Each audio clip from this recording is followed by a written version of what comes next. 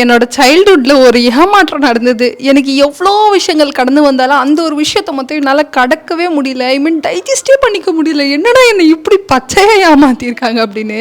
நான் குழந்தையில டோரா புஜ்ஜி நிறைய பார்ப்பேனா, எனக்கு அதில் டோராவில் வர ஹேர் கட் மாதிரி வேணும் அப்படின்னு சொல்லிட்டு இந்த கிழவி கிட்ட அடம் பிடிச்சேன். இந்த கிழவி என்ன பண்ணுச்சு, என்னை கூட்டின்னு போயிட்டு ஒரு சலூன் கடையில் டோரா கட்டிங் பண்ணுங்கன்னு சொல்லி கிராப் கட்டிங் பண்ணிட்டாங்க. எனக்கு அந்த ஃபோட்டோ நான் உங்களுக்கு ஸ்க்ரீனில் போடுறேன் பாருங்கள்.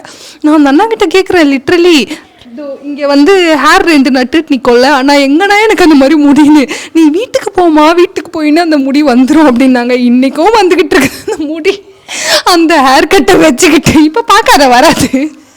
அந்த ஹேர் கட்டை வச்சுக்கிட்டு அந்த ஸ்கூலில் நான் முடி வளர வரைக்கும் நான் பட்ட பாடு இருக்கே. ஐயோ, அந்த ஏமாற்றத்தை இப்போ வரைக்கும் என்னால் டைஜஸ்டே பண்ணிக்க முடியல. என்னை இப்படி ஏமாத்திருக்கியாமா?